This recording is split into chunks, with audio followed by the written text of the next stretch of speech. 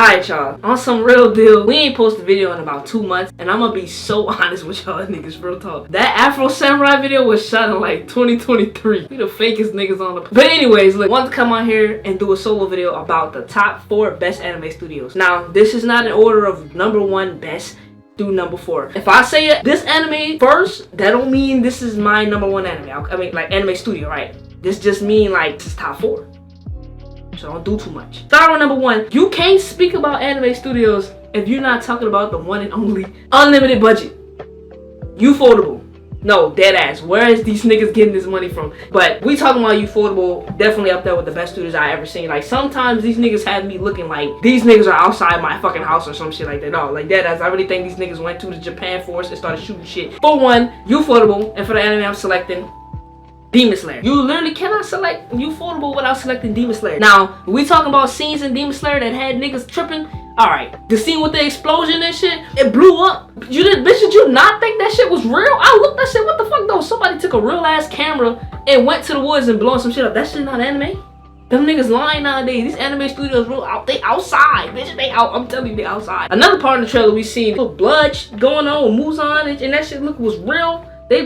Dead ass. They went, took somebody blood, and did that shit. We talking about fight scenes of Demon Slayer, nigga. Let's talk about the scene with Tengen versus Gitaro, right? So the scenes with them niggas, they going, right? And them just like fireworks. Like, dog, that shit was so fucking crazy. It was clean. Then you hear the OST. I snatched the hell out that OST. But nah, them niggas was real good, going crazy in that fight. So you seen sparks flying, that whole looking like New Year's, blades clashing. You know, I'm talking, they going in on Demon Slayer. Like, Demon Slayer had definitely got one of the best fight scenes I ever seen. Not only that, but the scene where Tanjiro hitting that Hino Kamikaze, you finally see that bit, and you know, he hit that, he knocked Daki head or whatever shit like that.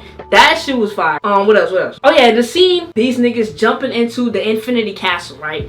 That shit was hard as hell, cause you know, you got Inosuke diving in that bitch, you got Zensu going in that hole, you got everybody going into the Infinity Castle, and which, mind you, the Infinity Castle is one of the coolest concepts that I ever seen. You know, the little guitar hole or the little whatever that hell name is. But all I know, you know, she played a little thong and the room be switching and shit. But nah, y'all can't tell me the Infinity Castle is not one of the elite things that y'all ever seen. Ufotable has the most unlimited budget that I ever seen in my life. Like, these niggas really be going crazy with shit that's happening in Demon Slayer. Nezuko kicking Daki, beating her ass. Like, the tracking on that hoe is going crazy. You see her kicking, running, stomping, the patterns coming up, Nezuko arm and shit. Nezuko repping fucking blood or some shit.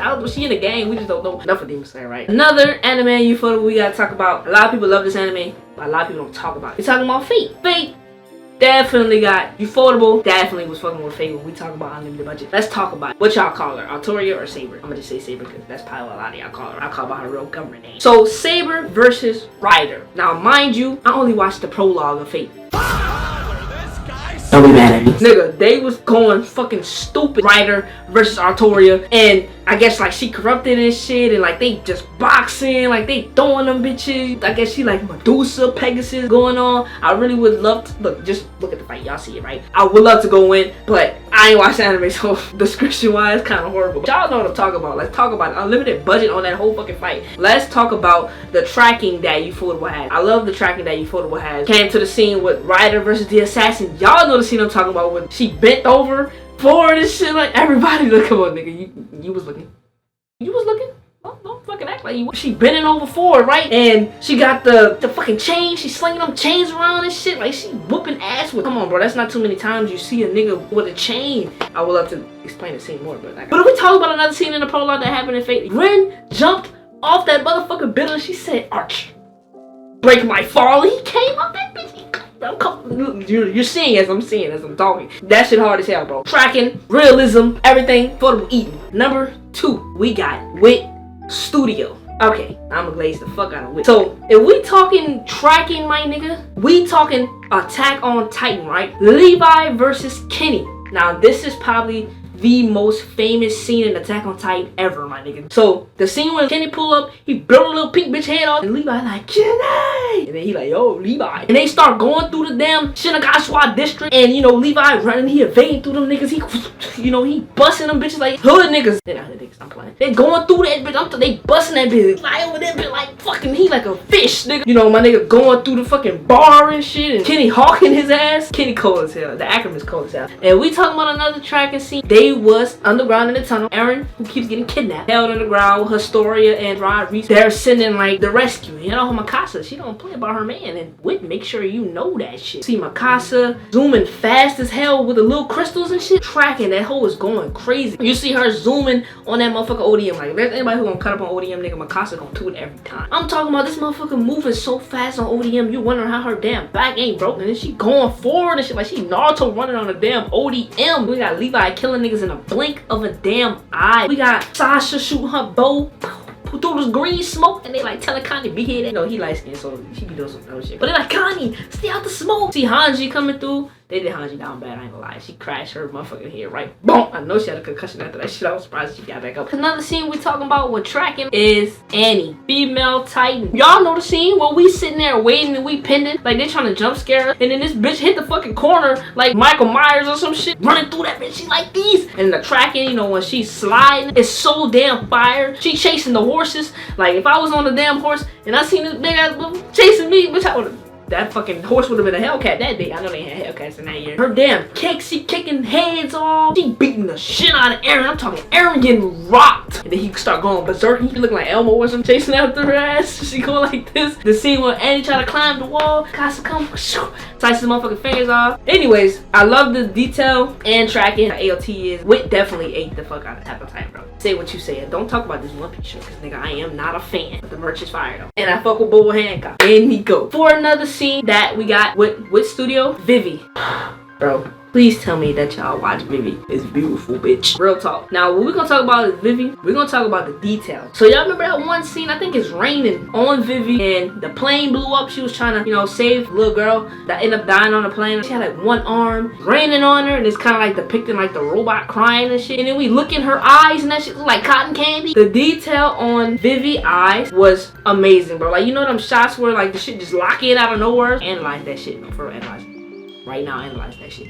Look at Vivi's eyes. I think Wit definitely did amazing with the detail. Very underrated. Got Vivi beating ass, running through a hallway. I know y'all know that one scene. She's on that damn shit, right? She just chilling, this motherfucker running so fast, her arms doing stupid shit. Not only that, but this motherfucker could sing, bro. Now we on to the tracking. The damn fight scene. I'm talking about the scene where she's fighting, you know, with Matsumoto and shit, like fighting against this dude that just been hawking her ass for like a long ass time. And like she jumping over, he's shooting, she I'm talking, she MMA in his ass. They throwing down, like he kicking her, jumping over him, she punching him, he knocking her ass through the damn wall. They was cutting up in that damn fight scene. And then he throw the knife, boom, Vivi hair come out the ponytail. She looking lavish, savage, beautiful bitch. Yeah, she not average. And the fight scene, she's fighting Elizabeth, but nah, she was throwing her, but she had a whole set.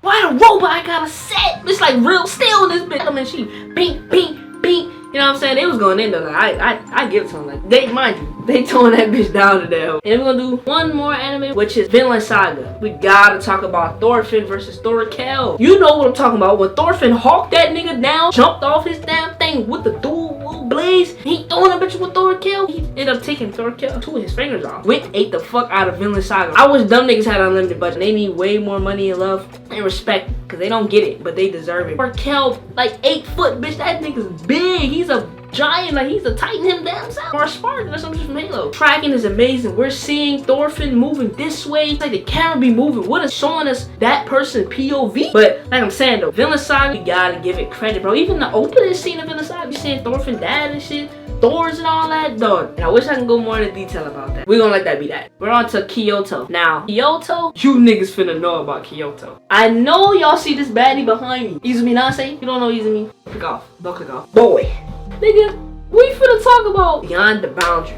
Oh my god, if you niggas ain't watched Beyond the Boundary, what are you niggas doing with yourself, bro? Beyond the Boundary is one of the hardest animes Kyoto ever fucking put on the map. And rest in peace to the people who also made it, because I know what happened with that. It's very sad. So let's talk about it. Let's talk about detail mixed with the tracking. Y'all remember in the scene of Beyond the Boundary, oh girl got wrapped up by the little tentacle looking thing? Don't y'all think of what I'm... And then we seen Izumi Nase upside down. This motherfucker upside down. Nonchalant ass woman come in that bitch like, yeah, like, what's up, I'm here now. And then she come twirling her motherfucking thing like this. Right? Y'all remember that shit, right? Do that twirling and shit like color guard. You know what I mean? Doing the little flags. Kyoto ate that shit clean up, bro. She's walking nonchalantly. Kyoto ate the fuck out of this. You're seeing the colors, you're seeing the sparks, you're seeing everything going on, the blade, and not only that, you see her jump in the sky, and then you see the color of the moon. It's like a blood moon or like a pinkish colored moon. Then you see her deliver that one final whoosh, and then she just chilling in that air, nonchalant. She looking like, Kyoto, you ate that shit. Izumi Nase, you ate that shit. I feel like Kyoto need way more respect. Y'all niggas gotta put some respect on Kyoto name. And if y'all don't know nothing about Kyoto, go watch Beyond the Boundary. Promise you, it will not disappoint. It definitely had to make my top 4. After seeing that scene with Izumi Nase, that shit was amazing. Y'all gonna fall in love with Izumi, bro. She's nonchalant. Another scene in Beyond the Boundary that really ate as well. The main female, right, with the glasses. She got the blood shit. Fucking she's fighting a girl that got a chainsaw gun, or I don't know what the hell she had. Nah, that fight scene was crazy as well. Just watch that scene and watch how Kyoto really delivered that. But the tracking on the way the blood comes out, the detail on the way it forms, the color of the blood is very beautiful. Everything about Kyoto detailing is amazing. Now, but we got the main character as well, right? He goes into his Hashay farm. Everybody trying to stop this man. He looking like a damn zombie. And then we also got Izumi fighting little centipede looking nigga. Or whatever. They got the girl that turns into this big ass like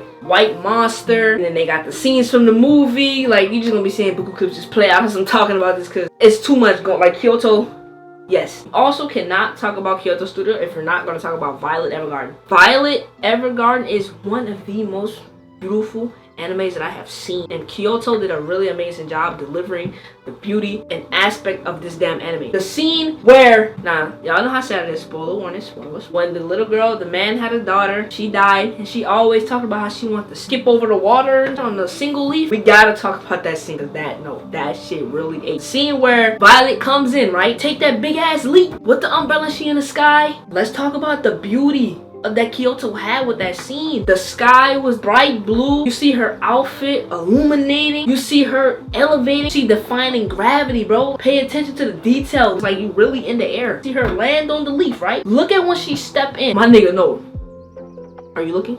The way her foot step in and you see the water splash. When you step in water, that bitch go do. Stepping in the water. Nigga, who the fuck doing this on the leaf? And then she jump over, get all wet and stuff, and she's like, oh dang, I wasn't able to do it. You see the dude start crying. I'm like, Violet, yes you did. You did it, bro. No one said you had to hover over it. Kyoto ate the detail on that hoe. The realism, Violet Evergarden, that shit was really beautiful. Now, we talk about another scene in Violet Evergarden. It showed her backstory of like her being younger in the war. That shit was beautiful. She's like 14 years old, running around with her damn gun. She's jumping on niggas' head. She's like, bow. Mind you, this girl 14 years old and out doing all these grown ass men in the war. The reason we winning, she's stabbing niggas. She getting fucked up. Like, you know, lost arm and all that. You know, see how she got the metal arm and shit like that. Violet Evergarden 8 is the whole anime in total. 4th of July scenes, the sky scenes. Let's talk about Kyoto's tracking on this. Y'all remember the scene where Violet was dancing with Isabella, right? Stepping back, white suit on, and she hit that hoe, bro. We act like we had prom. Like, she hit that hoe, bro. Like, Violet low-key a YN, low-key. Tracking, she's spinning a girl like this. Like, bro, go back. You see the scene right now. Look at how beautiful this damn scene is. Kyoto 8 with detailing, bro. Kyoto is definitely also one of the best detailed animes that I have seen, studio-wise. Now for our last studio, Studio Ghibli. Who the fuck is Ghibli? You know who Ghibli is. You know, right here, like, you see the name?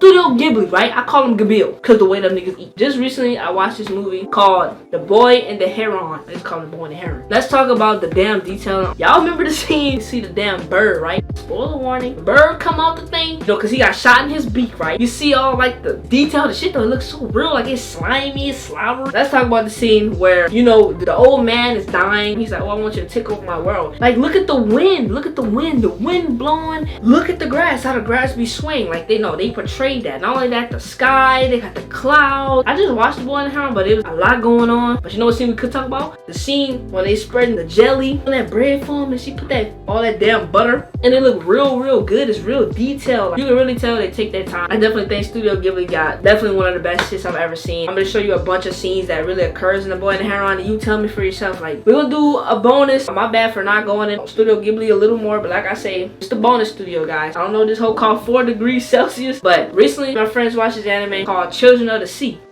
which I thought I was in the sea after I watched this anime. This studio did this anime, was very beautiful. The water, the whales. As I'm explaining, got the scene where she's going to the aquarium and all. She's seeing the black boy swimming underwater. Man, what the hell that boy doing in the water? If you ain't watched it, he's swimming in the water. He's making whirlpool, and he got the fishes circling. The blue hue was beautiful. It got that dark blue like that the sea got. The coloring in general, their eye color. You know, for once we finally see a black nigga without white hair. But Children of the Sea was a very beautiful ass anime. A very beautiful studio. Especially, it's really trippy. I also love the scene that the studio did. She ends up like turning into like the universe, a whole different dimensional being, and going there fighting, get the little orb, following that, and they're fighting for that different dimension. You know, it's kind of showing you are the universe. Turn to the sea. There's gonna be a lot that I'm showing y'all, but nah, honestly, the shit was very beautiful. Coloring, the animals, the whales, just the way that they went about it. I really loved it, but I do apologize that I wasn't as detailed. If I do a little more things on camera, I got y'all. That'll be in this video. I hope y'all really fucked with it. Hope y'all liked it and shit like that. Make sure you like, make sure you comment your favorite studio. But like I said, y'all gonna see some new shit. I definitely hope some of these studios was y'all favorite studios, and if I put y'all on, let me know.